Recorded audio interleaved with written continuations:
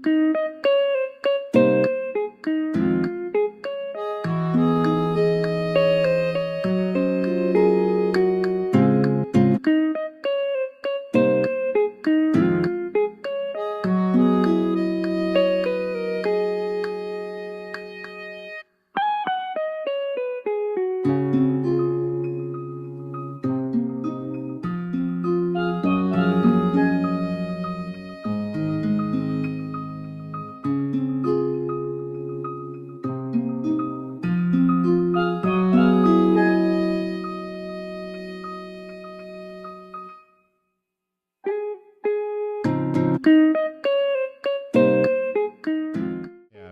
really like the way it sounded. I thought it was cool. Yo.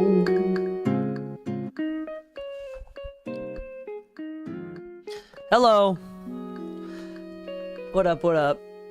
But you know what you should do? I'll introduce you to my friend Cole. I don't know if you met him before, but he works at Vintage King now. I just did that whole like $200,000 deal with him. And he's like, yeah, dude, if you ever want to try anything, like just let me know. It's like, cool. So I can ask and see if he can let you borrow the antelope. Yeah. That's another thing too. It's like, it just like do like a return or something like that. Yeah. I was thinking about it. I haven't also committed to, because I'm also not unhappy with this. Yeah, I was gonna say, because like my experience with you has been not fuck analog, but just like I haven't heard a big enough difference for me. It's just, it's more of like value. It's specifically marketing. It's so, for example, if analog was the same exact amount of time, or maybe even 0.5% faster than a totally digital workflow, then it would be a no-brainer. So just out of curiosity, who would bounce your mixes? It's exactly. So that's the issue. So it's like the issue would then be your assistant preps everything, but now you're stuck to bouncing everything, stems and all. So which means your time saving is just reverting. No. What we would probably do, I'd probably do like the Manny American thing, which is like before I have the assistant bounce it, I would bounce the stems first or commit them. I'd probably just like commit or freeze the tracks. So there would be no bus processing with this, assumingly. Yeah, it's probably what's going to have to happen. Yeah. So there's like some sort of negative thing going on anyway. Because I'm trying to put myself in your shoes, and the way I think about it, I'm not trying to put myself in my workflow. I'm a very big committer. I don't care about doing revisions and recalls, because then again, I don't send my things out to an assistant, but I've also set up my templates to bounce everything one shot for me. You know? Like even if I could make the same dollars per hour using analog equipment, I think it'd be significantly more worth it. But you would be spending more money to make the same amount. No. That would still be okay, because then I'd be happier with the product. But it's the fact that I'm spending more money to make less money.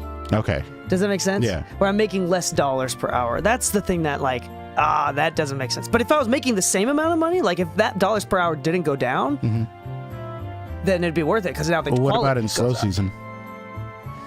No, yeah. Well, I mean, being that it's product, exactly. Well, I mean, another nice thing too is like if it's also like insurance, where like if I bought the analog gear and a slow season hit super hard, I could just sell a piece or two. That's how if you haven't noticed, that's how I use my gear sometimes. Yeah. But I mean, like at the So, but that's just It's an and I know a lot of interesting people kind that of make a lot of plan, money from right? that, yeah. I know a lot of people make money from that, but it's just hold on one second. Give me a second here. No. Let me invite the Discord real quick. Discord. Sound like a broken chicken. Yeah. I'm just gonna play devil's advocate with you, just because I've seen you buy gear and then be like, nah. Yeah, that's another thing too, is I'm fully ready to be disappointed, and like the reason why I said it's like a decade-long thing. Because you don't want to go too hard, too fast. Yeah, like I want to try things and like really vet, like, and I like think too, just like this, like I took the time to vet it. Yeah. You know, I want to make sure that like I really like the pieces, and it's not based on price. Yeah. Like it's 100% just based on my taste, and even if my tastes are bad, I want to like it. You know. Yeah. Well, think about it. I don't know if you ever seen that electro distortion rack. Hold on one second. Luna Lion Tricorder knows. Ask GPT to type it out.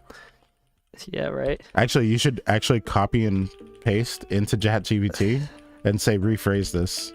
What were you saying? Something about electro what? Oh, you haven't seen the electro distortion rack? I forget what it's actually called, but basically, it's the plasma rack. Oh yeah, The yeah, yeah. The plasma rack. distortion one for the guitar pedal. Yeah, the I'm guitar not gonna one? lie. I actually really, really like it. I like For like, it's guitars or just for like everything. Really? Snares, kicks, everything. it looks cool. Dude, it sounds good. Like the way you can actually like change the envelope of the distortion, the way you can actually like gate it in the process. But This guy. yeah, but by like overdriving it, it sounds like Oh, there's like tremolo as well. yeah, like you can make like an acoustic there drum any set way- sound like a 9 Inch Nails drum set. Is there any way to get it subtle enough to be able to use Yeah. on a mix bus? Yeah, You can get it that subtle with it? yeah, Really? yeah. It's actually really cool. Like a friend of mine had it, and I was just geeking out at his house one day. And it looks super cool too. Yeah, that's the only thing is like since this is like comes from like a guitar pedal basically, I was wondering if you can actually get it subtle enough. Cuz I mean obviously it Yeah. goes super crazy. But imagine this for like you're doing like that overly distorted ad lib vox. Like Oh, it's something cool. like I mean, this is yeah, like it's obviously cool uniquely for its effects. own thing. Yeah. Yeah, let's say that you're doing like snares and you're trying to like swell into like this very aggressive snare roll. You're just like That'd be too cool too, like having racks of like guitar pedals, Yeah. and you having like the Well, Bob has impedance that. the impedance thing. Bob, Andrew Sheps, and one other engineer I know does that, and it's always kind of interesting to see how they use it, because like you also have to go from line level to instrument level, so they always have like a reamp box just connected in the front of it, that's like dialed in to make sure that it's going in at guitar level, and then coming back out they have like an Yeah. active DI box. Yeah, yeah, yeah. The it's that radial piece, that Yeah. 500 series radial. Yeah, I piece is think what it's Bob no, uses. not the tank. No, actually, I think he does use the tank. It's like army green. No, he uses an orange one, right? Yeah. Yeah. The orange radial piece. Live here. Radio Reamp 500. Yeah, something like that. Yeah, that one. That EX. Is this the one? The X amp is that one's a send. Yeah. This is the one. This is the one. I Yeah. think it's almost $350. Yeah, Sends it out, that's actually really good for 350. and it's got a bucks. blend knob. That's Yeah. cool. All right. Anyway. Hey, this is what my up? lunchtime edutainment. Yeah, Edutainment, dude. All right. I like how I read it fully lettered out. Where's my step stool trash can? Do you see a little trash can? Oh, it's Oh, right by between my legs. Exactly where I want your feet. Oh my. All right. What up, y'all? We're just geeking. Just geeking. I'm not gonna lie, I had a really good time geeking on ChatGPT 4 this weekend. There you Like- go. Because the new announcements are so like interesting. It's so eye-opening to all the possibilities that it can offer, not just in your own workflow, but just in the world. Like somebody was saying like, oh, this is gonna make humanity worse. I'm like, well, it makes the idea man that much more effective, because you know how like in business, like the idea man is usually somebody who has a good idea but doesn't know how to code, doesn't know That's how to me. actually put out the work. That's What the me, fuck? dude. You know how the to do a idea- lot. No. Oh, no. I'm saying I'm also the idea man. No, yeah. But this makes it that much more effective for them to exist. For sure. Like you say, hey, there's already a I lot have an of, like- idea. I have $5,000. I'd like to buy a 3D printer and print X amount of this that currently doesn't exist in the market. How effective is this at being able to convert 4X in the course of a year? And ChatGPT 4 will actually break it down for you dollar for dollar, and you can actually ask it, can you put this all into an Excel sheet, and it'll give you a code. Yeah, and that's cool. Yeah, and then also, I mean, there's already a lot of like open source Like business model like things. developers without code type Yeah. programs. Like you don't need to know how to code. It's just drag and drop type of developing. And I want to beta test, see if it actually does like websites well. Like, you know how on Wix you can start manipulating a separate page and not launch it yet. I kind of want to see how well it does it, because there's a lot about my website that just is very loo, if that makes sense. Yeah. Okay, hold on. Give me a moment here. Okay. We're gonna get into the episode real quick. We're gonna start recording this episode. We're gonna name. We're gonna name. If we're gonna name out Braden Flint for being such a badass. Yo, dogs. Brady, you want to record 12:30? 2 hours and 20 minutes. Anyway, let's. The first episode that we're gonna do is actually going to be about 5 tips to help build clientele for your studio. Yeah. I'm going to steal that topic. Braden and I went to a NAMM. Oh, we have to do a NAMM update too. Yeah, we do. Okay, so we'll do both. That's the second episode. Both. But I want to do this one first, if that's cool, since we were already talking about it. Both. All right, here we go. Let me turn down the volume of this. When you went up with it a little bit, I was kind of surprised. I need to record tomorrow, Braden says. Yeah. Okay, let's at least do these two. Okay, ready? Let me record these. Yeah. Hold on. Ba-na-na, na-na, na-na, na-na, na-na, na-na. Test. Test. Cool. Tuesday, as the British say. Okay, let me just make sure we're rolling. Okay, here it is. Okay. We are rolling. Hello and welcome back to the Mix of Music Podcast. I'm your host, DK, and with me, as always, is my lovely co-host, Luscious Lou. Oh, back to the recall of this weekend. Yes, we have just gotten back fresh from NAMM. We're recording this episode literally the day after, well... No, 2 days after the last day of NAMM. Yeah. And we have a NAMM special episode that either already released or will be released. I don't know. We'll figure it out. You'll see the order that we decide to execute on. But anyway, this episode should be pretty interesting for everybody. We have some practical tips. We went to a seminar. I went to a seminar with Braden Flint, who's in charge of the exclusive content, which you can find out about at mixingmusicpodcast.com. Get access to exclusive episodes. Braden and I went to a seminar at NAMM by our good friend Brady. Brady is the owner of Sonido Software, which we've had him on the show in the past, and he did a seminar about this, and I wanted to do my take on this because I thought the topic was interesting, so I kind of wanted to do it with me and Lou together. This topic, once again, is 5 tips for building clientele for your studio. Oh, yeah. And just briefly here, Lou and I have started studios before. We started a studio here at In the Mix Studios. I started a studio and maintained a studio for about 5 years in Utah. So I have experience building a studio in a non-music environment. And Lou started a studio here in LA with some business partners in the studio in the big music city.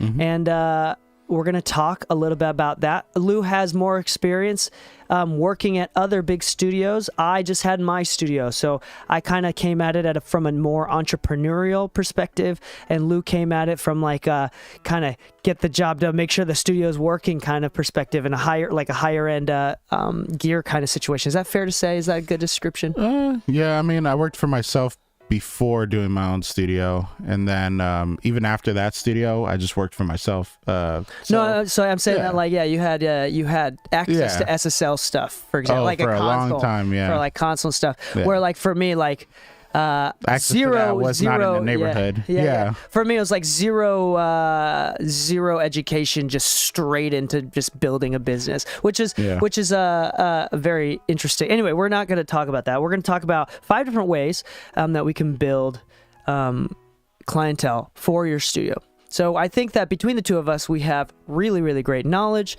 of how to do that. And because you're in Connecticut, I think that this is a great episode, especially for you, even if you're in LA or in New York or in Delaware. It doesn't. I keep using Delaware as a joke, or Ohio. It doesn't matter. I think this episode is going to be super relevant because we do have. I think some of these are going to be more important than for people outside of the big music scenes. Yeah. And then some of these are going to be especially great, and I don't know. So I think we're gonna kind of get into it. Number 1 for me is really easy, and it's just being present on websites and social. So having a website. If you don't have a website, don't be a silly goose. Get a website. You silly goose. And also just being present on socials. Now, I'm not even talking about being active. I'm just talking about being present. So what I'm saying is, if you don't have a website, I don't think that everybody's gonna hire you because they saw your website. Actually, I think that's the least likely part. Yeah, but I mean, it is the idea of just being on there. Exactly. So it's just having a website, having a Facebook page, having a Craigslist listing, having whatever, just being and widening your net. Lou, what are some other websites that we and you have used to be just to be available? So one of the ones that I've worked on most successfully on was SoundBetter. SoundBetter for me was actually a pretty big one, and funny enough, it can act as a website for you if you don't already have one, because everybody can see your reviews, they can check your playlist and see what kind of sounds you have and this and that. You can write a little description about yourself, and the reviews actually show a timeline of last project with that client. Now, if you don't do a lot of work on SoundBetter, obviously there could be like a 3-month lapse between projects and things of that nature, but here's the cool thing. They actually do help you find clients. They will actually push your profile. When a client actually goes to their website and says, I want somebody to mix my music, they will actually show you a long list of engineers that actually reference the categories that they set forth. So if you say, I want to have my song mixed, they're like, okay, great. What style of music is it? What are your inspirations? What kind of artists do you like? And they will actually take that information and cross-reference all the service providers on the website and then reference those to the client. Then the client can actually ask up to 5 engineers at a time to send them a quote. And then the artist can actually choose which quote they feel best about. So part of it is that not only are you pitching yourself on that and showing your reviews and everything, but they're actually helping you find new clients. So if you're in the middle of, nowhere, Ohio, I'm not saying Ohio's nowhere, but like, I don't know, in Eagle Rock, nobody knows who Eagle Rock is in LA. Non-music city. Yeah, but if you're somewhere where it's really hard to find people, these kind of websites that actually actively do push your name, there's websites that claim that they will be in the future, but they just currently aren't. Okay. Hold on. With that said, before you move on, because we're starting to, I want to be very, I think we should preface something for the rest of the episode. Sure. Okay. What we're talking about right now as well, and you're diving into, which is really smart, is scalability by location. So now you're changing your competitors from other studios in the local area to now anybody online. Yeah, which is actually, but there's a major pro if you're in the middle of nowhere. There's an extreme pro if you're in the middle of nowhere. And so what I'm saying is, though, for the rest of the episode, I think we should preface that most of these tips we're going to keep it within like. We are understanding that your studio is probably a location. Yeah. And unless even if you have a mobile studio, you're not willing to drive to Texas if you live in New York every other weekend. You know what I'm saying? But let's say you just started, the same tips for the non-localized engineers. Yeah, will help. SoundBetter would be good it's okay for local, but it's also especially great for those that just like competing with everybody. If you're not. Do you know why SoundBetter is really good for people in Kansas? How come? Do you know the cost of living in Kansas? Because I don't, but I know it's way cheaper than LA, which means my service cost in Kansas will be a lot cheaper than the service cost of those engineers in LA, which means I can offer myself at a lower price point and still maintain my overhead. There you go. Which means I will beat out the competition on price alone 9 times out of 10. Okay, so going back to this, let's say we're bound by location, because in this episode I want to keep it that way for now. We might dive into the other like scalability by location options a little bit later, but we're 5 options for a studio. Other platforms that Lou and I have used. The studio right now also uses PureSpace, which is a bookable website for filming, video crews, photography. We've had a few bookings on there. Craigslist, Facebook, Marketplace. What else have we done? You can go on Gearspace as well. I mean, I don't know how useful that is. But there's a lot of different websites that you can continue to use and continue to show up on. Even just having a TikTok profile, even just having a Twitter, even just having a website, even an Instagram, obviously, and being on Yelp and making sure that you're in charge of your Yelp page. Don't. They're gonna annoy you. They're gonna harass you. Yeah. We're gonna talk about maps in just a moment here. Like obviously being on Google Maps and Google Business Manager. We're gonna talk about that in a moment because that's its own separate topic. But these are all really great things. What you're doing here is just widening the net. That's the first step, I think.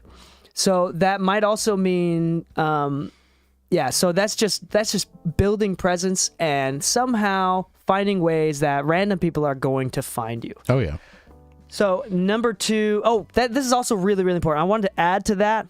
So not only are you just existing, but I think in all of these different platforms, you should have a call to action. Like obviously, if you're listing your studio on Craigslist, the call to action is book us. Book time now, call us, email us. Whatever your call to action is, it's important to have one. I've seen way too many websites where I'm looking at the website and it's like, got the portfolio, the services that we offer, everything. It looks really good. But I'm like, okay, what's the next step? Yeah. And there's like no button for booking a website, or it's like at the very bottom and it's really small. Yeah.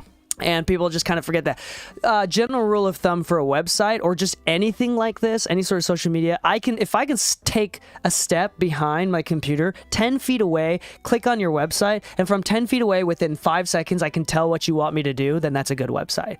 Like the call to action should be big front and the first thing that you see. It should be straightforward. I should know what you want me to do, right? Yeah. Like book studio now should be like under every single, so like playlist, book studio now button, our engineers, book studio now button, our services, book studio now button. Like it should be like, you should be harassing so you know these clients know exactly what you want them to do.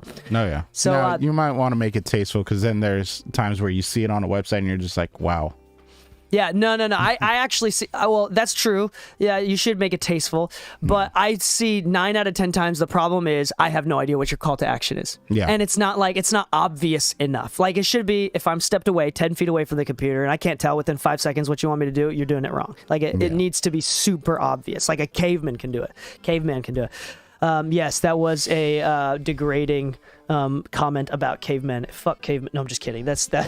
What commercial was that? So easy a caveman can do it. Is that Geico? I don't know. Something like that. One of the insurance companies. Anyway, that was a joke. Okay, number 2 is Google Maps, and we're going to talk a little bit about SEO as well.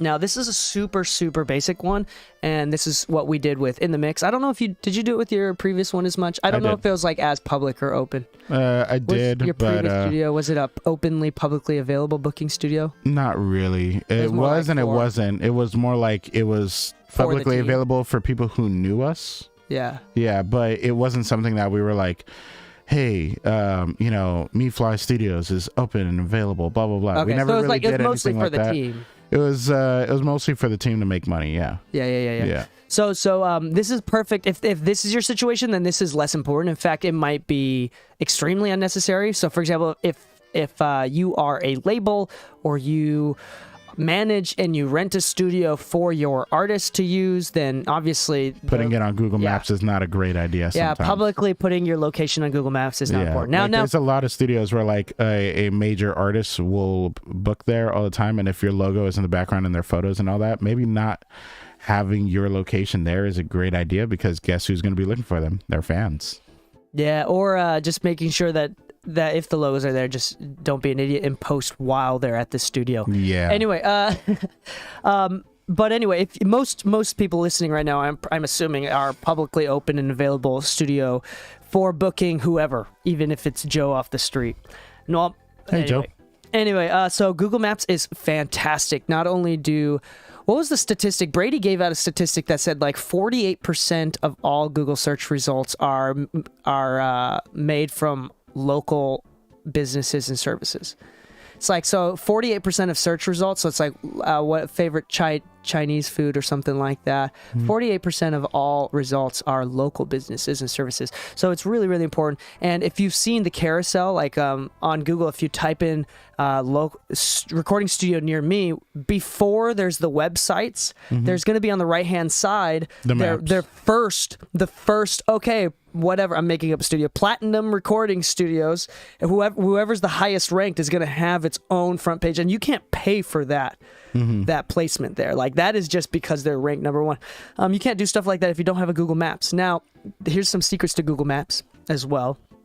It is abso-freaking-lutely important to collect as many 5-star reviews as you possibly can. That probably makes one of the biggest effects on whether or not people check out your listing. Not only does Google rank you higher, but anybody that does come to your page can see that you're a reliable source. Yeah. Now, do I even need to emphasize the important or even explain the importance of collecting reviews and why customers are looking at reviews to determine if a service is worth it or not? I'm not even going to go into that. I'm not going to lie. Like, even right now, I'm shopping for a 3D printer just to see if I can learn how to use one. I'm looking for a cheap one, but I don't want a bad one. So what am I doing? I'm looking at all reviews. I'm looking at YouTube videos. I want to see what other people think because I have no clue. And if I have no clue, I'm relying on reviews. I'm entirely relying on reviews. And that's for the product, but as well as like, especially for like local services, if you want like dim sum, you're gonna go somewhere that has like 1,000 reviews versus to a place that has 50. Yeah. Or what if it's 1,000 2-star reviews versus 50 5-star reviews? I'm gonna go to the 55 stars. Well, yeah, I'd probably read the reviews too. Yeah, I'd look at the 2 stars and be like, damn, this dim sum tasted like poopy. Because what if also it's the 4-star, 3 or 4-star restaurant on Google, and all the comments are, this is the best food I've ever eaten, but the staff sucks. But it is the best food I've ever eaten. You know what? There's a spot in Hollywood called Turung that's exactly the case. My family has been going there for over 10 years, and we still have yet to find a better Thai food. But every time you walk in, they're just like, hi, hello, puts the table down, done, they're gone. So, you're lucky if you see them again without food. So you should read the reviews, right? We all read the reviews. That's the point here. So when you're on Google, you should not be embarrassed to ask your clientele that you've had a good experience with to please leave a 5-star review on your Google Maps listing. Yeah. It is not embarrassing. You should. And in fact, we even automate the service. So we have a service where you book online, and once it books, it automatically sends out a confirmation email. And 3 days after the session has occurred, it sends out another email that says, did you enjoy your time? If you did, here's a direct link to your Google Maps. Please leave a 5-star booking. If you do, you will get 10% off your next session. Yep. So that is one of the ways that we do. And that every single time, like when I was when did I start my studio? Like a 22-year-old punk that didn't know much. People trusted me specifically because I asked friends and family, really close people that did know me and trusted me to some degree, to leave 5-star reviews. Yeah. And that really translated really well. That's actually, I think it's like one of the most underrated things. Even now in the mix, like in our first year, that was a big source of our random clients. I mean, obviously Lou had clients, I had clients, we were bringing in people that we knew, but also like the people that we didn't know, it was mostly off of Google. We actually just got a call yesterday. We booked a session for Wednesday where a guy, he used to live in Canada. He came out to LA and he's looking for a studio. He's like, I had an engineer over there, but I'm looking to work with the studio here, this and that. I saw your happy hour. I just wanted to ask questions. I was like, oh, great. How'd you hear about us? He's like, oh, Google. There you go. I was like, great. Dude, I can look online right now. I can look at our app and see how many people searched for directions to our business, how many people called us via the Google. It's funny? Link. Proximity is a big factor for a lot of people. Proximity, like a lot of our clients actually live around the block. And that's actually kind of an important detail of why you need to be on maps. Like, because most people are going to check the distance and be like, well, this studio's like really well reviewed and it's like $50 cheaper, but it's 20 minutes away in LA, and 20 minutes in LA during traffic hour could be like 45 minutes away, an hour away. No traffic, 20 minutes away, sure, but most people that want to book studio time is usually within those traffic hours. Now, that being said, I do not list my mixing services. DK Mixes is not on Maps. It's not on Google Maps. Same here. Mixing, mastering, not on Maps. Yeah, okay, I think my office might be 6,297 views on Google within the last 30 days alone. Damn. 6,297 people saw that our business exists, all because we did the work of the 30 minutes it takes to post some pictures, to do some stuff. There's other things that you can do here too. Like, I won't go into detail, but it's important to like offer some putting some photos in, taking the time for some bio, doing some updates from time to time, even doing some coupons, having a bookable website, being available for contacts. Yeah, so like if you create a profile in Peerspace, that'll be like a make an appointment. That'll be on the main space. So it's just really important. And then also SEO, making your stuff go. SEO, search engine optimization. I'm sure that everybody here is smart enough that has heard about it in one way or another. But basically the difference between typing things up and making content for humans, and then also making content for machines. So like we want those keywords. Just look up SEO and how to best optimize your website, but as well as for your Google listing as well. One of the reasons why we did In the Mix was because there were some competitors with the word mix in the name, but we also wanted to be a mixing studio. We wanted to be a mixing studio as well. So it was kind of like for clientele as well. People want to get in the mix with us. Yeah, so people might be searching like mixing studios versus like recording studios, and both of those we would hit, and that's important as well. Okay, we won't go into SEO. I could go forever on that. My Launchpod Media is my marketing company that I own for is a part owner of is all about SEO, and that's how we've kind of built a lot of success. The success of this podcast, the reason why we do so damn well is specifically because of SEO. And so SEO is actually fantastic. Okay, number 3, this is an obvious one. Lou, do you want to tell the story about what we said, what we agreed when we first met? About what's important in business? Yeah.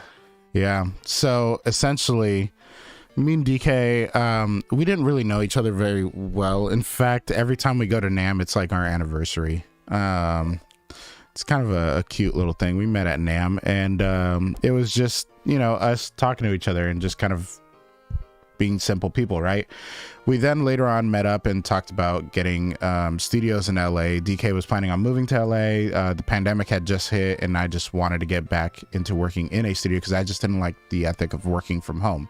Not that the ethics are bad, it's just that you also have to hold responsibility over yourself of like, well, my bed's right there. And unfortunately, my will is not strong enough. So when we started getting the idea of like, if we're both looking for a space, why don't we get a space together? And, at a certain point in the conversation, DK asked me, he's like, what do you think the most important thing in building a company is? And more specifically towards studios, of course. And I told him community, because without it, unfortunately, we're not in business. And that's kind of the same thing I even told the client the other day on the phone when he called in asking about us. Because I told him, like, hey, if you run into any issues, have any questions, let me know. Like, we wouldn't be in business if it wasn't for our community, and that's why we're here, to make sure that everything goes smooth and right. Yeah, absolutely. So community is a big deal to both Lou and I. It's kind of how we continue to differentiate ourselves with this studio and with our previous studios as well. Now, community is especially important if you are a location-based studio, right? You're not just a mixing engineer that can just offer your services online, but if you have a location, supporting and working with your local community is so valuable. Now I want to talk a little bit about how you can do that and what ways you can do that. Now obviously you can go to your local universities, go to your local schools if you can, sponsor some things like sponsoring some local open mic nights or battle of the bands is a great way. Going to local events, hosting seminars and workshops, let's say vocal production workshop, that's a great thing to do there. Or your buddy plays guitar really well and you want him to teach a songwriting class, right? And inviting him, hosting a songwriting class where your buddy does the work and you just set up the location if you have the space to do that. Because if you notice, like, the revolving issue around not doing these things is, how does a space affect the community? Like, opening a studio does not affect the community at all unless the studio itself tries to engage with the community, whether that be a community of engineers, a community of artists, producers. A great thing that we've done is our master classes. Like, we have our upcoming Irko one. Kanye's engineer for Donda. He did all the mixing and all that. And Donda 2, I believe, as well, right? Yes. Our space doesn't offer anything if it doesn't actively try to engage with the community. And one of the ways that people are always trying to engage with each other is by learning from each other. So doing these kind of things, like DK said, like reaching out to the universities too, and just letting them know, like, hey, we have these events, we have live streams of them. If you haven't heard about it, it's absolutely free to join our live stream. You should check it out. You know, we have Kanye's engineer. He's going to be doing a 4-hour masterclass here in LA. If you can't afford to go to the event, that's totally cool. We have a free option for you. Yeah. And sometimes you might be lucky where it's like if you host an event or something, or even if you host an open mic night at the studio, which was one of the big things that I used to do in Utah. Some of those people may book your studio. The people that come and perform may book your studio. But more importantly, you know who booked my studio more often was friends of those people that came. Yeah. Because now those people that came had a very great image of the studio. The PR was fantastic. And so people were like, I even got voted #1 best recording studio in Utah for like a small little voting thing. And I guarantee there's way bigger studios with way more gear that have way more experience than I did. But I think the reason why I was voted is because I was so deeply tied to the community. I mean, the reason why I was able to make a living from being an arrogant, I thought I knew it all punk. I was like 22. This is like when I was 22 to 25, you know, like the reason why I had any success at that age at all was because as much as I was arrogant, I was open to allowing people to use the space and be a deep integral part of the community, letting people come to have a cathartic experience, a creative experience there. So that's super duper important. There's so many other ways that you can brainstorm to work with your local community, even if it is just online. Like there's local music scene type Facebook pages. Yeah. There might be a local music scene or local college audio. Like most local universities have like a Discord channel for their audio club, or you know whatever it is, or whatever it is. However you get involved, even if it's online, please do make the effort of just being front of mind for a lot of these people, and business will come. It's just one of those things, and be available.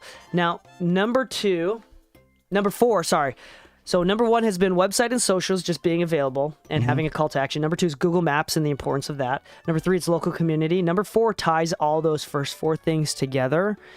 And maybe we should even make it #5, but I'm just going to, because I listed #4 and I didn't think this through. But #4 ties everything together, including #5, which is over-delivering. Oh, yeah. Over-delivering is the most important thing. There's no point on getting any clients if you can't over-deliver. Yeah. If you get one person that gives you a chance because someone said something nice about you or they found your listing on Google, that they gave you a chance and you fuck up that chance, that's worse for you than never having gotten a chance. Let's be clear on what over-delivering and fucking up that chance really means, because fucking up the chance doesn't mean like you deleted their recording. That doesn't mean that. Fucking up the chance means that the value you gave somebody is exactly worth their dollar amount. And over-delivering means you've given them more than their dollar amount. Now, why this is kind of important is because let's say you go to a restaurant and you bought $5 worth of seaweed and they just gave you $5 of seaweed and that's it. Then congrats, you got your seaweed. You could have gotten that same value anywhere else you've gone, but the over-delivering builds kind of trust and kind of love for the service, right? If, for instance, like if you were to go to, let's say, a skate park, and the skate park's like, great, you can just skate around, that's it. But they didn't actually say like, hey, we also got helmets, we've got water, we've got this, that, blah, blah. They actually try to build a relationship with all the skaters and everything. You say like, hey man, it's been great seeing you. What have you been doing? Like any new tricks? What's going on? Like that just show of expression, that show of wanting to connect with somebody is part of that over-delivering. You know, it could be something as simple as just remembering their favorite candle and just putting it out on the table and saying, hey, I remember you liked this one. I brought it back for your next session. That's exactly right. Like we've done that so many times. Having the same exact setup for that client, you've set that up. Literally, the client thing is an actual example that we've done since opening this studio. Yeah. Weird flex. We got a bidet. Yeah. You know, but the idea is even basic things, and I cannot emphasize the importance of this.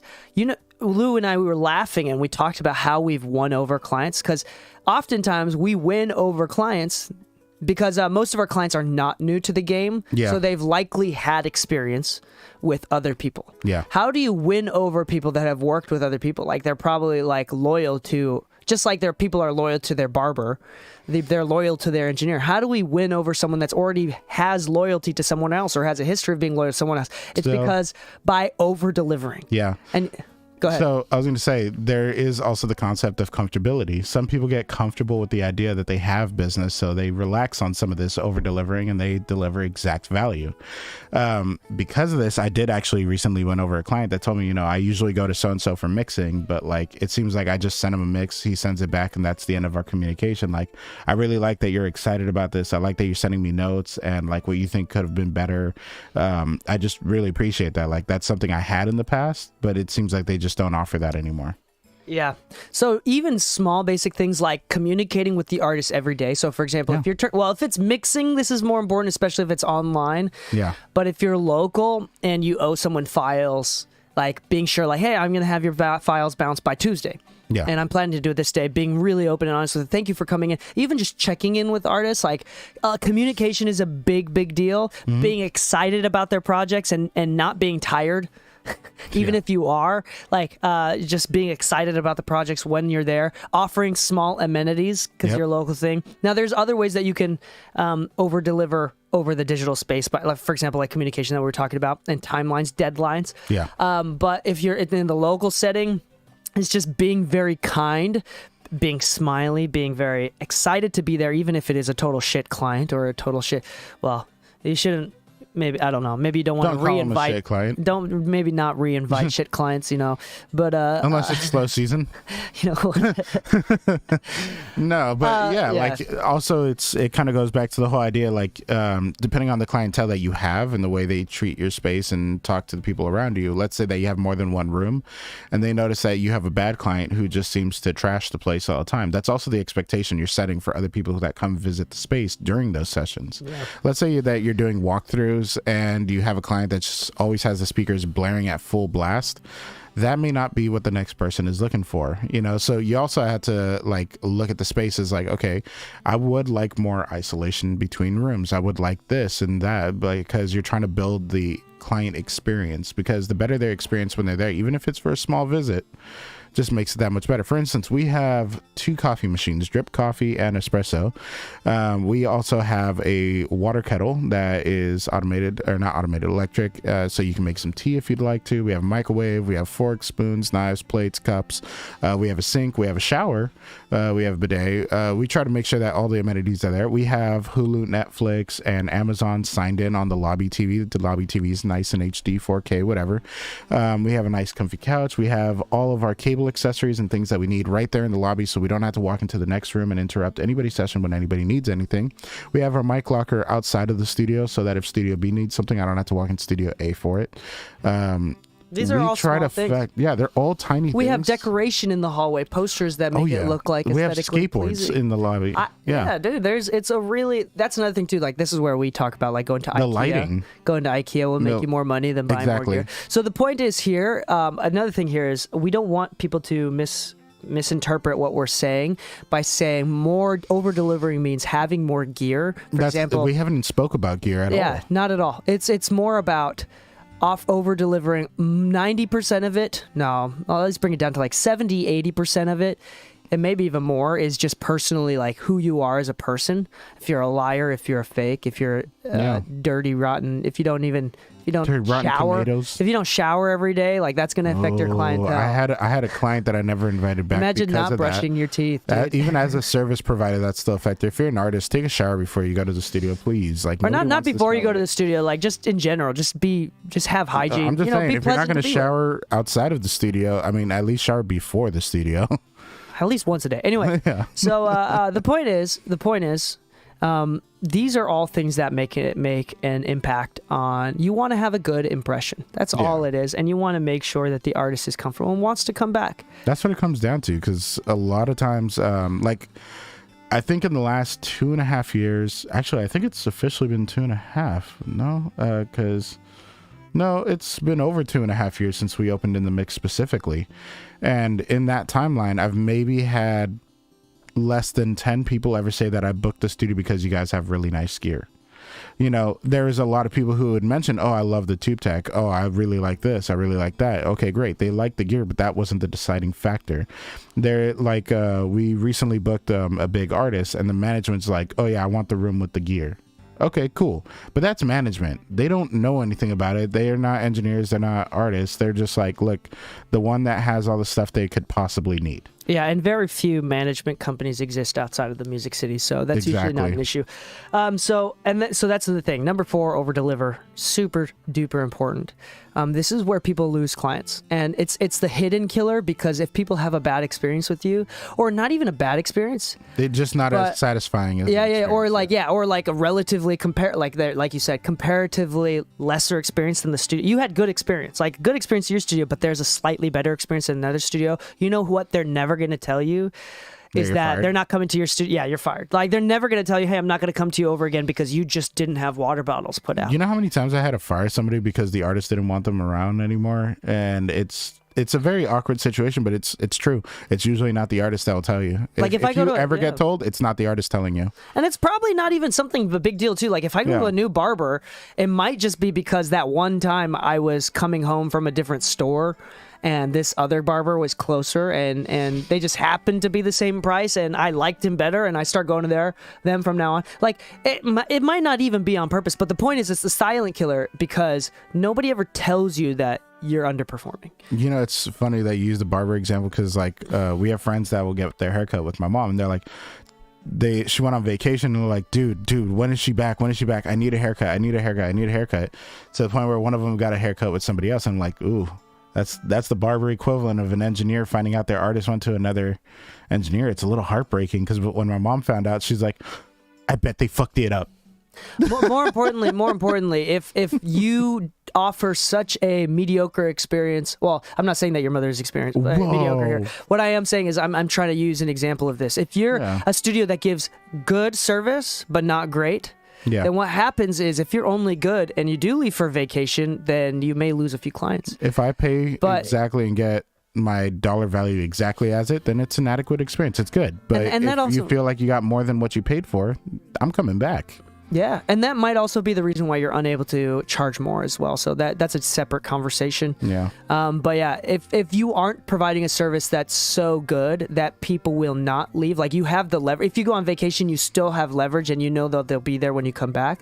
That's a great business. It's a great business. Number 5 is what we talk about all the time, and the importance of this. I'm going to say it like this. Number 5, if you're listening right now, and I don't even care if you're like some of our very close friends that we love so much, you don't like to show your face or be a public figure or be in the front. That's why we became an engineer in the first place. Yeah, but I like to live in the dark. Number 5 specifically, I'm going to say, quit being a bitch and post your content. Quit being a bitch and post content. Here's the deal. Content is extremely low effort, and it's incredibly could be about anything. You can be a fucking blogger and have a blog section on your website, and that is great for SEO and discoverability on your website. Yeah. You know what's dumb? To not spend the effort and the time to figure out what ways you can create content, because I'm not a content creator. You know, the funny thing is, I tell people all the time, like, I use the slow season as like my fuck around and find out season. Like, I'll try something new every year that it either makes me money right away, or it can make me money in the future. And something that I tried last year that has proven to make me money this year is YouTube content. Literally, I don't have a lot of subscribers. I have under 400 subscribers. So if you hear this, Mastered by Lou on YouTube. But the funny thing is, I've found at least 10 actual paid projects off of my YouTube channel, which means 1 in 40 people, let's say that it was a subscriber, ended up booking me, which is really good numbers. 1 in 40 people, that's better numbers than I guess how many people have booked the studio compared to how many people have searched us and all that kind of stuff. But that's something I was extremely uncomfortable with in the past, and now it's almost nothing to do it. Once you get out of your comfort zone, you wouldn't believe how many opportunities can actually come about, and word of mouth is the number one thing you're trying to get, because that converts higher than anything else. Yeah, so not only is social media or content of blogs, even written blogs, right? Not only are they great for discoverability, but it also provides a gateway for trust, building trust. It is front of mind. What is the phrase? Front of mind is first to hire. Yeah.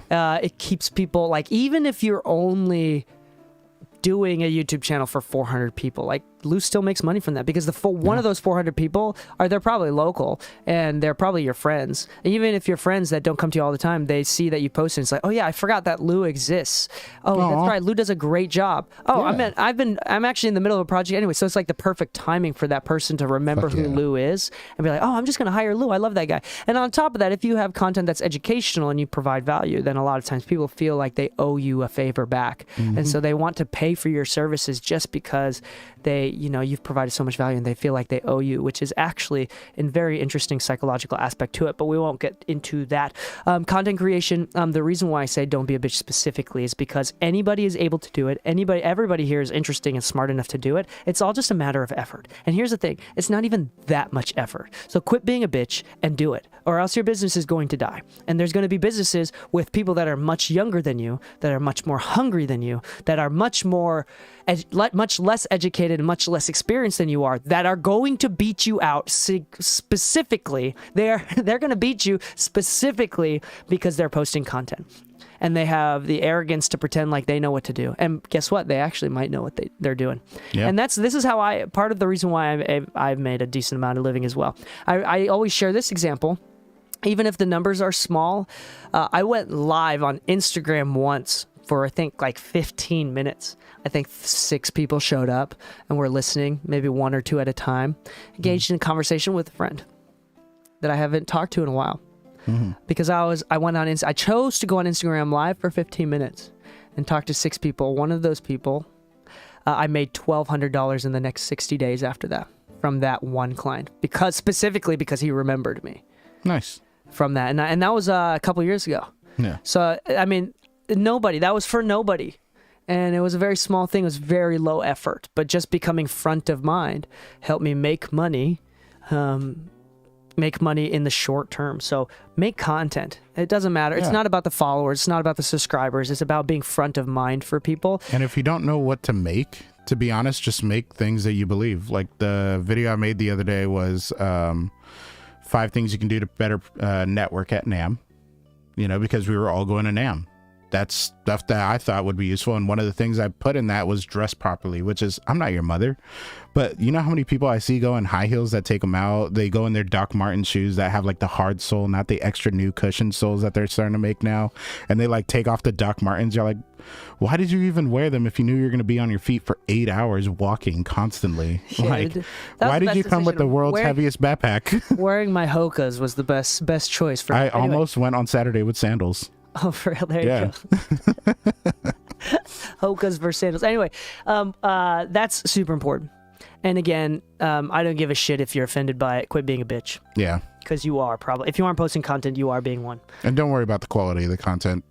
Do not care at all. That's usually subpar anyway. The reason why quantity is more important than quality is because without quantity, you're unable to have the opportunity to learn how to make quality. Yeah. If you've never made a super nice video before, imagine trying to dive in and make your first video super nice. I'm not gonna lie. I never thought I'd know the shortcuts to Final Cut Pro. Dude, I'm not gonna lie to you.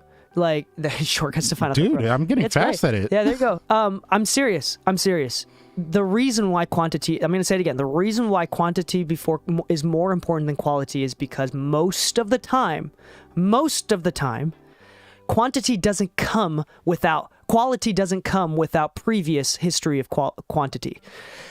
So you have to make a lot of content to learn how to do it. And it's literally just a matter of effort. And then eventually over time, and there's no point of spending $10,000 on a camera if you aren't making $10,000 a year from your content. So the reason why these content creators, and also psychologically speaking, all of these content creators and followers, they want to see they're okay with content creators getting better. Like it's exciting to watch someone that you've been watching for 5 years, like be like, oh my gosh, 5 years ago, that camera got better. Yeah, oh, it's starting to get better. Like they want to see you improve. Like it's one of the things. So don't be an idiot. Don't be a dumbass. Did you ever hear about the study that a teacher did on his own classroom about what helps people do more studying or more action? And it was a photography class, funny enough, where the teacher said, okay, the class is going to be divided into 2 down the middle. The left side is going to be tasked to deliver 100 photos that they think are great. And the right side of the class has to deliver one perfect photo. One perfect photo. Just I remember this. Yeah. And the overwhelming majority of the left side that had to turn in 100 photos ended up getting closer to what a perfect photo was than the right side ever did, because the right side never actually had to find their errors or anything or learn how to work around them. They just had to deliver one, while the other side was more worried about, oh, okay, well, I had to deliver 100 good ones. But in that, they found out that there was quite a few that could have qualified as perfect photos within those hundreds. And that's interesting, because something so subjective as art or even content, and especially music, it's the reason why record labels are paying so many artists, produce songwriters, and risking so much of their budget on creating songs that will definitely flop, is because there is no guaranteed formula to make a hit record. Yep. There is no guaranteed formula to make a perfect photo. We don't even know what it is until you see it. Yeah. You know, what is a perfect photo? I don't know, but What this is a perfect probably song? close to it. How did you get that? I just took 100 photos. I just Yeah. took 1,000 photos, and this was it's You ever listen to an old mix and you're like, actually, that wasn't a bad mix. You're Like, not- yeah. why do I feel like I didn't like it? you're not going to concentrate. You're not going to find lightning in a bottle, right? Yeah, yeah. By concentrating on in imagining what the lightning looks like in the bottle. You're going to go out there and try to capture. You know, you're going to kind of try to catch it, get burnt a bunch of times. So that's the way that it's going to work. One of your songs might be a hit. And this is the thing with art, is that, and with content, just keep throwing it out there, keep throwing the spaghetti on the wall, and something's going to hit someday. Hopefully it will. And that's the entire point. So don't worry about it. Okay, asterisk, bonus number 6. We said 5, but number 6, and it's less of a point, but more about the importance of and how everything affects this as well, is word of mouth. Why is word of mouth so important, and why? And then we can even talk about why content creates word of mouth. Word of mouth is so important. So let's say I have a mixing service, and Lou doesn't know me in this scenario, right? And Lou is looking for a mixer. Lou's friend, Machi and Nodik from the Home Studio Heroes podcast, Yeah. who's part of the Mixing Music podcast. If you haven't checked their episodes out on Home Studio Wednesdays. Heroes from the Mixing Music Podcast. There you go. Nodik says, hey, I've worked with DK in the past. He does a fantastic job. Lou doesn't know me. Lou doesn't trust me. But Nodik Fuck trusts DK. But Lou trusts Nodik. And Nodik said DK is good. And not only does Lou trust Nodik, but Lou also has this understanding that if DK isn't good, that makes Nodik look bad. So he really is going to only there's a high level of trust. So Lou is significantly more likely to not only hire me, but be willing to pay more money to hire me. This happened last week to me. I was asking around. I've been having IT band issues with my knee and my leg from overtraining and running. I've been looking for a massage therapist. I was going to go to the local $40 Thai place, but I was like, okay, maybe I should get like a sports specialist. And I eventually ended up finding someplace local. Actually, this is a fantastic example because it went awry.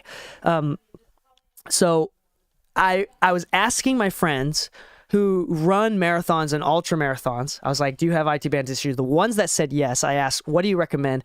A couple of them recommended, one of them specifically recommended a massage therapist who also runs ultra marathons, so 100-mile plus kind of thing, situations. And he's like, she is the best. She's going to work on your leg. And I'm like, it's like, as long as you have the budget for her. And I'm like, oh, I was planning on spending like $50 for an hour-long massage or something like that. Yeah. And I'm like, and that was my preemptive budget because I don't know anything about massages. Yeah. And he's like, well, if you have about $150 per hour, she's going to kill it for you. And here's the thing, because it was recommended by him, I was willing to pay $150. Yep. And that's my budget 3x'd because of a recommendation. And on top of that, this is why this story is so great. I DM'd her on Instagram, and he DM'd her as well, and I also DM'd her on Instagram. She didn't respond for 5 days. And during that 5 days, I found a local sports medicine massage therapy thing that does it for $70. And I had already gotten a massage by them by the time she responded. So she lost business. Yeah. So I was willing to pay the $150. Yeah. And she might have become I might have become a forever client for her. Yeah. But she lost it because she didn't respond. Yeah. So Communication. there you go. There you Yep. go. So there's a lot of things to Back take out to of that the story. over-delivering. But I mean, that word of mouth is so important. Yeah. Right. Think about how we look at it even as a studio. DK, let's be honest here. Do you like a 1073 on vocals? Most of the time, no. Okay.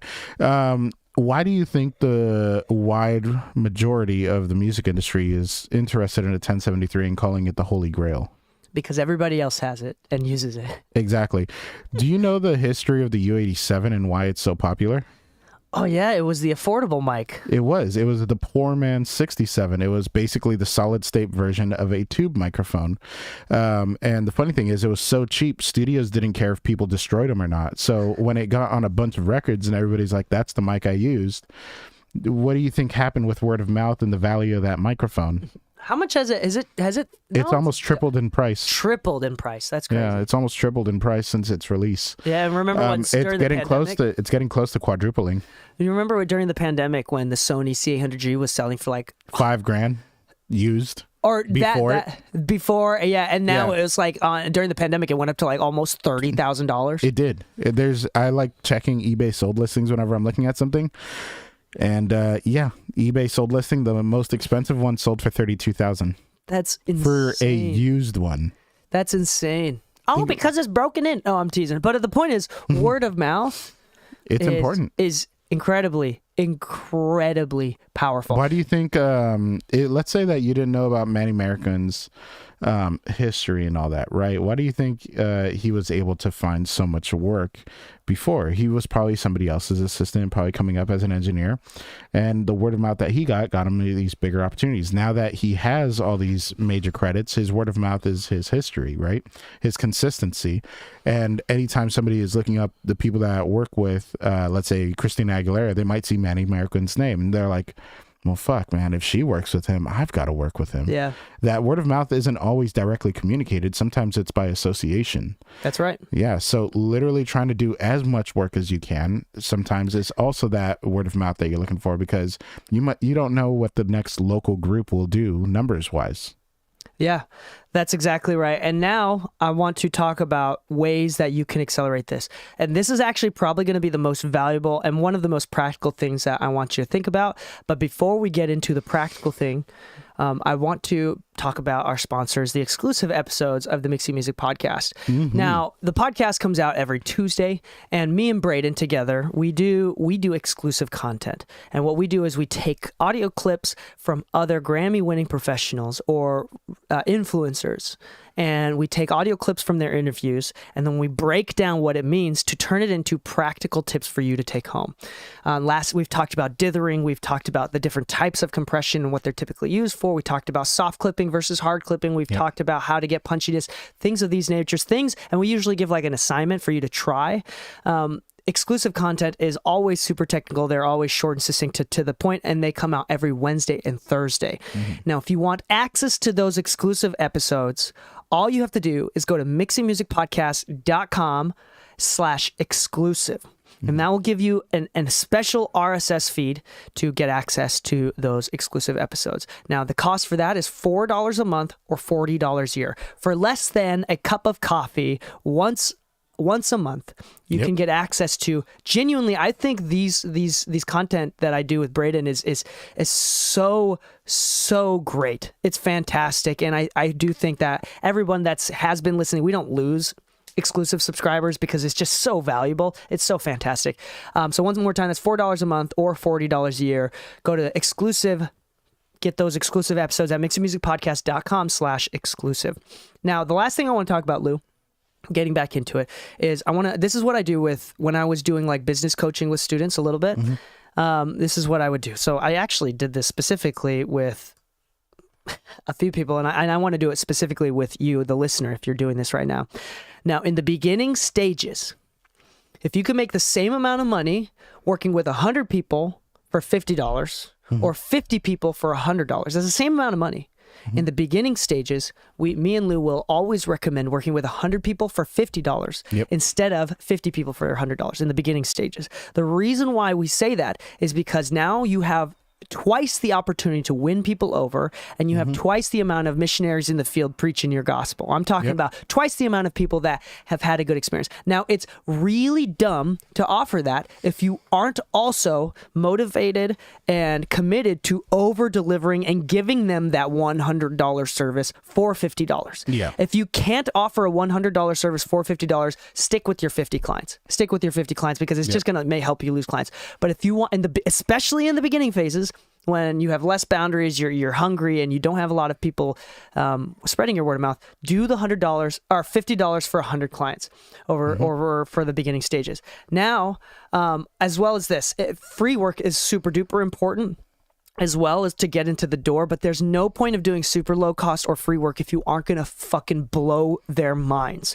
Blow their minds. This is so important. So one of the things that we always recommend and you think about is if you have a full-time job, you work 40 hours a week. Right. So I'm gonna do this with you, Lou. Like if we're coaching you, you have 40 hours a week. I know for a fact that you have, if you're single, well, you're not single, but you're single in this scenario, you're probably single and you're not going to school at the moment, but you have a full-time job. Yeah. That means you probably have at least another 40 hours a week that you probably are doing like, video games, TV and whatever. Let's say you want to sustain your social life. So you were going to budget out of that second 40 hours. I'm going to budget 20 of that for like going to the bar, hanging out with friends, playing video games, whatever. You now have 15 to 20 hours that you're free to build a business. During that 15 to 20 hours, if you are filling up 0 of those hours on average from week to week, or less than 5 of those 15 to 20, let's just keep it 20. If you are filling up less than 5, so less than 25% of your available time budget on clients, you should probably offer free to very low cost work. Yeah. You probably should. Now, people, I know some people that are complaining, it's like, oh, people aren't willing to pay as much anymore. People aren't willing to pay for my services anymore. It's like, shut up. You aren't even filling up your time. Yeah. You have so much time budget and you're wasting it away complaining. Yep. It's crazy to me. So what you should be doing is you should be doing everything that you can to figure out your time budget and fill up week to week 80% to 100% of that allotted time budget. That's when you start charging, or that's when you start charging more. Yep. It's like going out and ask your friends, I'm willing to do this for free, I'm willing to do this for free, and then all of a sudden you're like, oh my gosh, I'm spending 10 to 15 to 20 hours per week just doing free projects. It's like, okay, now I'm going to slowly be like, okay, I'm going to start charging. Even if it's $5 an hour, you got to start staging your budget. And this is a great way to reference when you should start charging more as well, even if you already are charging. Okay, I've been charging $50 an hour, but I'm like booked out. I can't do this. Yeah. So now I'm going to start charging 60, and I might lose a few clients. And I'm also willing to grandfather a few clients. Like some clients I really like, so I want to keep them. I'll leave you at the $50 price range. But the rest, if I don't like you that much, I'm like, whatever. Yeah. Or if I don't know you very well, right? This is super duper important. So I want you to budget your time. And if you're considering doing free work, budget your time, see how much time you have available, and be realistic. If you're spending way too much time on Netflix, on video games, which is great, I think you should do it. You should play video games. You should play Mario Kart. If you want your ass whooped, you can play Mario Kart with me, and, but you should, I'm not going to say, I'm not your dad and say that it's all a waste of time, that you should never play video games again. What I'm saying, it's important to take care of yourself, but it's also important to be realistic with the amount of time that you're putting in your business. Oh, yeah. So, Lou, you do music full time right now. Your time budget is close. You're trying to keep it within the 40-hour time range, but you have the budget for about what 60 to 80 hours. Yeah. Right. And for me, that's like the most I'll ever go is like 50. Yeah. 50, 60, especially recently.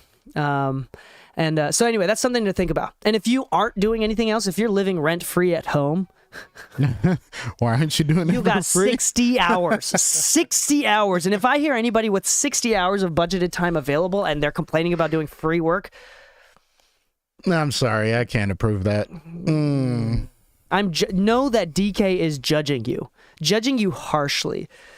Like that Catholic mom that goes to your church and looks at you and says, I haven't seen you since last Easter. Oh, yeah. I'm judging you. I'm judging you harshly. Like the crazy church lady. That's a pretty strong judge. No, but real I'm talk, teasing. like honestly speaking, if you're not offering to actually reach out to people, then what are you doing? You're not going to build any word of mouth just trying to price yourself above where you currently are. For instance, you think Tizio was charging $1,500 cash to do an indie mix the whole time? No, he got his word up because he was working with Chris Brown. Before he was working with Chris Brown, he was working with other artists. The dude's been in the game for years. This didn't happen overnight. You can't just pop up and suddenly be the guy everybody wants to work with. You have nobody to talk about. Let's be honest. And nobody's talking about you. So what do? You build rapport. You build trust. You build your community. And outside of that, good luck. Yeah, I know. I would say, and I don't mean to be pessimistic here, but I would say over 50% of people I went to school with that are college age that don't have a portfolio or barely have a portfolio, and most of it kind of sucks. There's a lot of complaining happening from 50 to 60% of those students. Yeah. And it's the less than half of those students that don't complain, that shut the fuck up and get to work, that do well, that I've seen over the years. The people that are complaining, they're not doing music anymore. So it's not even about not having a portfolio. It's not about not having the work. It's about, where is your mindset? If you're entitled and arrogant and have hubris before you even have a portfolio, then you're fucked. You're done. Yeah. Good luck. And more importantly, nobody's going to help you either. Like, you imagine reaching out to me, be like, DK, put me in the game, coach. I have this much experience and I think I'm the best. It's like, dude, come on. Put in the work, dog. Nobody's getting the football star that's never played a game in his life. There you go.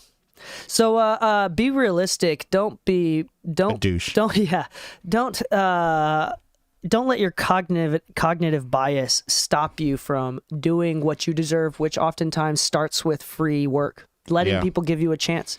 You're not some high and mighty god that people, just because you decided out of sheer will to become an audio engineer, that doesn't make you Thor. All right. Yeah, and this goes into any industry. Like I told, actually, I think I mentioned this in the podcast recently. I got back into collectible cards and all that kind of stuff. And one of the things that I offered a local shop was like, hey, I just want to learn more about it so I have a better understanding of what I'm doing.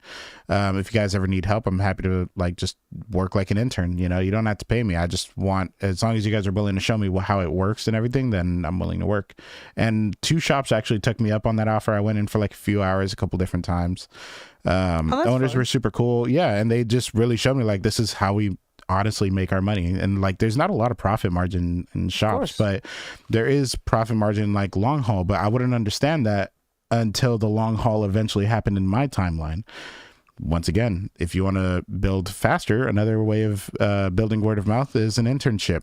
If you're looking to intern to a studio, if you don't have experience and you're looking to work with much more successful people right away, then interning is not a bad bet, because at the very least, one of those word of mouths is a studio owner or another engineer or another producer that you might have met and worked with along the way. But outside of that, you should be filling up your time with free work, because what is an internship?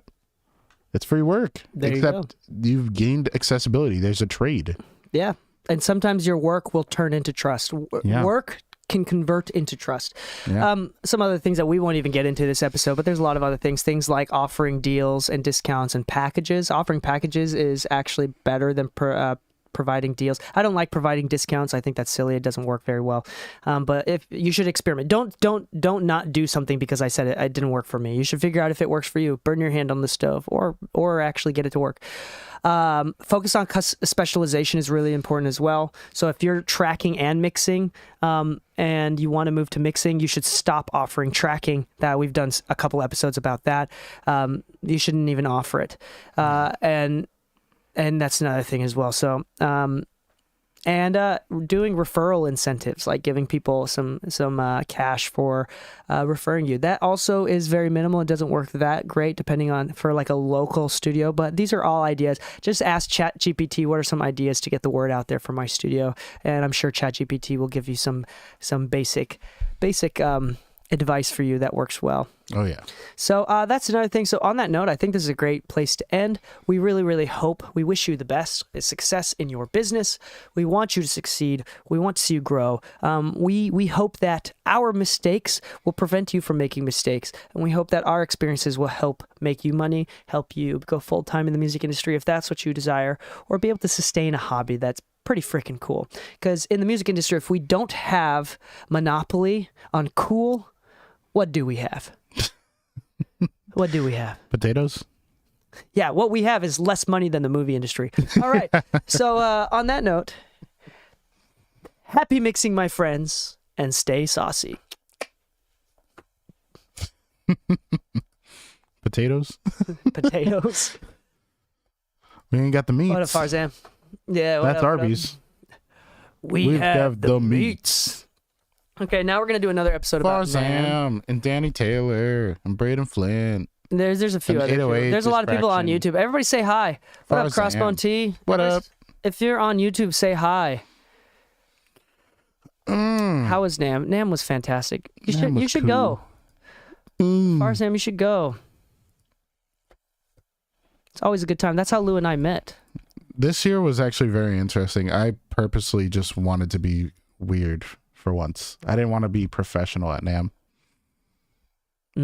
Yeah, very, very different take on NAMM. I've been to NAMM 8 years in a row. And every time I was like representing a different company. And this time was the first time that like, it was like, oh, we're representing the podcast. But even on the podcast, I can be myself. So I'm just going to go ahead and be myself at NAMM.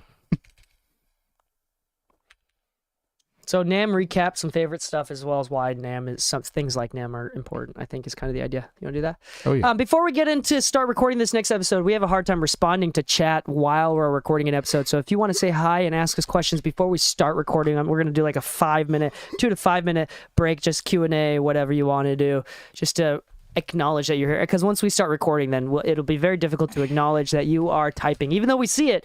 We're not responding most of the time. So. Car got We're totaled. watching you, You've been just working not like a crazy responding. man. Thank Sorry you. to hear about the car, man. Yeah, that always sucks. Car problems always suck. I am 453 miles away from hitting 200,000 miles on my car. I'm roughly about 4,000 from losing my warranty. We're hitting milestones that we don't necessarily want to hit. I lost my warranty 130,000 miles ago, basically. God damn. Well, granted, I never had a warranty because it was used. I did just make an insurance claim on my car now. Because I'm sure you saw like the giant dent on the side. It's gotten to the point where it's like a little bit shaky when you drive it. Like you can hear the body doing like the squeaky shake, like the body's coming loose. So I'm like, nah, I don't want to drive. And then one day, like the bumper just falls. Yeah. Yeah. So I made the insurance claim. They're like, oh, it's only going to be $500. I'm like, wait, seriously? They're like, yeah, that's what full coverage is. What did you think we were going to do? I'm like, I thought that was just in case I hit somebody. I didn't know I could hit my own car and get it replaced. One time with my motorcycle insurance, which I was paying like $15 a month for, a car backed into my motorcycle and knocked it over. And it was still working. It was just like the fairings or whatever, the plastic bits around it broke. Yeah, they just replaced my entire bike. What? Yeah, they gave me like $3,000 cash and I just bought a new motorcycle. Yeah, so the insurance asked me, they're like, would you like cash Because or would you like the repair? I was like, I'd prefer the repair, but like I didn't know cash was an option. Yeah, they just gave me like another $2-3 grand the value of the bike because it was like to repair the fairings. Yeah. If I paid regular retail price for it, I mean it would have been like $1,200. So it's like, oh, that's almost the cost of the bike. So we'll Yeah. just give you $2 grand. Yeah. Anyway, it was really interesting. Anyway, but Braden asked, yo, you cuties and my daddies, would it be risky to get a used pair of Audis from Reverb? Is buying used headphones a bad idea? I don't think so. Just get new cushions. Unless I you have have a different take on it. You do? It's the same reason I'm not really fond of buying used speakers. Like for That's instance, funny I have a because used pair of you have Strauss. 2 pairs of used speakers. Yeah, I do. But one of them is more like I know that they're good because I went to go test them myself. Like before buying them, I wanted to hear them. The Strauss ones came from initially a trusted source, right? But the second person that had it claims they never used them once, which I kind of have a hard time to believe. They're like, oh, they just would have been too loud for the space. I'm like, knowing Strauss, that's not the case. They're not loud. But you don't know how people have used them in the past, if they crank them up loud, Yeah, if they have it's a signal gamble. just constantly running. You don't know if they've been dropped before and if one driver is slightly out more than the other. For instance, everybody's hearing is a little bit different, so sometimes modifications happen and they may not communicate modifications with Audis. I don't think that's necessarily the case on the modification side, but speakers are a little easier to modify. For instance, Tizio has less top end in one ear than the other, so he actually has his speakers tuned to where there's less top end in one speaker to actually match his hearing. But let's say that the speaker doesn't naturally allow for that. Sometimes you can ask the manufacturer to just make this modification for you. If you didn't know that going in, you might be wondering why one speaker doesn't sound like the other. Unfortunately, on the Questeds that I have, that's Why would you exactly do the that? case. Why That's would crazy. you compensate the speaker for your hearing the same way you would compensate it for the room? Why don't you just use the natural faculties that are God-given in your brain that does that automatically? Because it doesn't Your always brain do that compensates. automatically. Your Some brain people are a little more deaf in one ear, compensates. so one ear hears quieter. So why would you adjust the speaker? Wouldn't you just Maybe be you used wanted to to- listening to one quieter? That doesn't make logical sense. Why I would you do mean, that? put it this way. Does he if one- actually do that? You Yeah, know no, for a he's fact that he actually does that. communicated it on interview. You promise. Yeah. It's not some No, bullshit. this is something that came out of his own mouth Wow, that's on wild. interview. That's weird. Yeah. But think about it. Like, let's say you hear quieter in one ear versus the other, right? Your brain doesn't just naturally push everything down the middle on top end. It's going to have more top end on one side or something, right? Well, what if you wanted that top end on the other side so you can finally hear it as if that's what it I'm was still like? calling bullshit, but like I'm still No, calling I'm just bullshit saying. on him. Not you, but on him, and maybe you. I don't know. No, I'm teasing, but I'm still calling bullshit. But that being said, like, no, it's true. There's definitely things, or even if it was done on accident. People put